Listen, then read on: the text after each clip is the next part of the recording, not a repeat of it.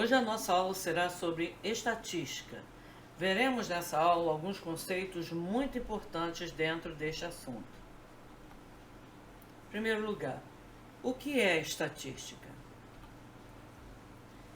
Em muitas áreas do conhecimento são necessárias previsões fundamentadas em dados numéricos colhidos no presente ou no passado.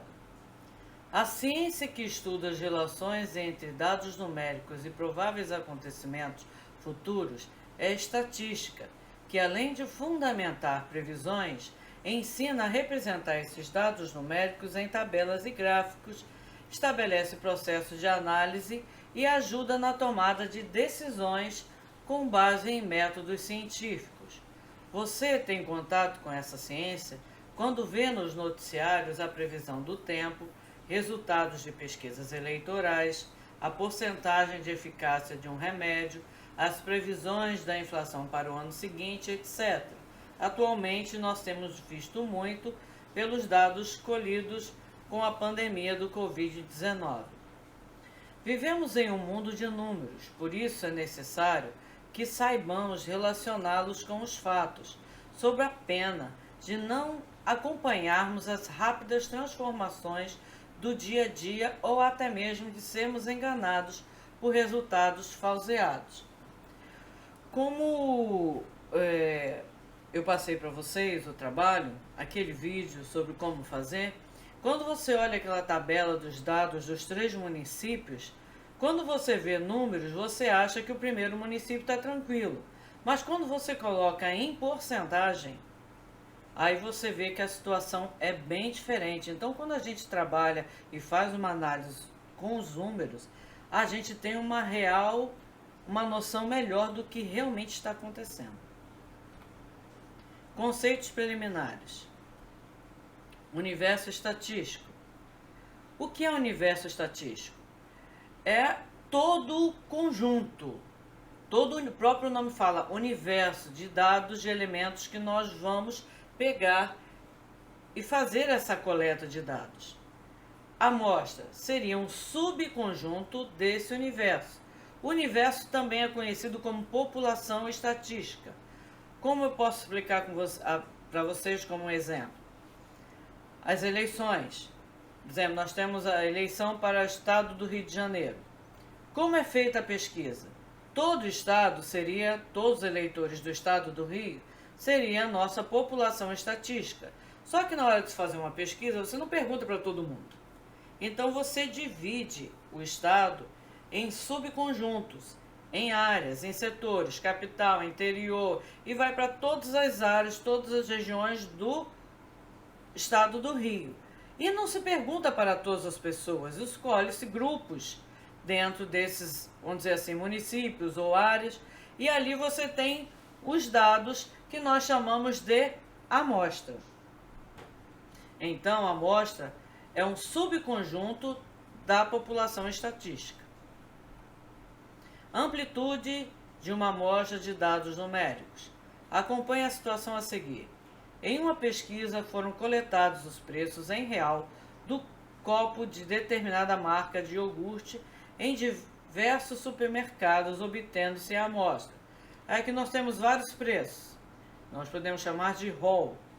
R$ 3,28, R$ 3,35 e assim vai.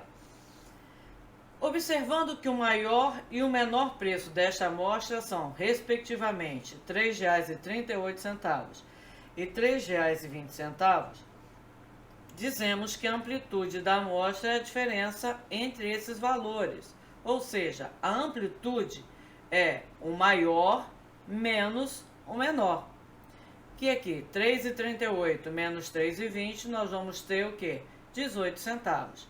Isso significa que, de um supermercado para outro, entre os pesquisados, a maior variação de preço para esse iogurte é de 18 centavos. Note, portanto, que a amplitude indica a variabilidade dos dados. Assim podemos definir, sendo A e B, respectivamente, o menor e o maior elemento de uma amostra de dados numéricos, chama-se amplitude da amostra o número B menos A. Variável estatística. Variável é o meu objeto de pesquisa. É a pergunta para o qual a minha pesquisa está procurando resposta. Essa variável pode ser classificada no estudo de tipos de variáveis. Uma variável pode ser classificada como qualitativa ou quantitativa. Variáveis estatísticas qualitativas são aquelas expressas por qualidades não numéricas. A pesquisa busca como resposta uma característica, por exemplo, uma cor, um grau de escolaridade, ensino médio, ensino superior, ensino fundamental, agravamento de uma doença e etc. Variáveis estatísticas quantitativas são aquelas expressas por números. A pesquisa busca receber como resposta uma quantidade, ou seja, um valor numérico, por exemplo, o número de acidentes de trânsito, o número de casos do Covid-19, como eu mostrei no exemplo para vocês da tabela. Então, são dados quantitativos. O salário médio, a altura média da população, são números. Então, são variáveis quantitativas. Tabela de frequência. A tabela de frequência é uma forma de organização de valores de variáveis coletados. Chamamos de frequência absoluta, FA, o número de vezes que uma mesma resposta repetiu-se, e de frequência relativa, FR, a porcentagem que essas repetições representam em relação ao todo. Por exemplo, se em uma pesquisa das 1000 pessoas consultadas, metade respondeu a mesma coisa, significa que a frequência absoluta dessa resposta será 500 e a frequência relativa será 50%. Vamos considerar a situação a seguir. Para uma pré-avaliação do desempenho dos candidatos em um vestibular, foi retirada uma amostra de 80 provas. Depois de corrigidas essas provas, as notas foram organizadas em uma tabela. A amostra foi separada em classes, determinadas pelas notas da prova. Aqui nós temos a tabela.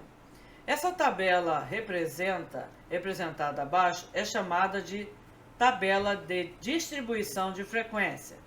Então nós temos aqui, as notas foram 4, 5, 6, 7, 8. Foram um total de 80 provas, ou seja, 80 pessoas fizeram essas provas. Frequência absoluta, FA, é o número exato daquela classe. Por exemplo, aqui, 8 alunos tiraram a nota 4, 17 alunos tiraram a nota 5, 24 alunos nota 6 e assim sucessivamente. Somando aqui, você vai ter o total de alunos, que é 80. O que é a frequência relativa?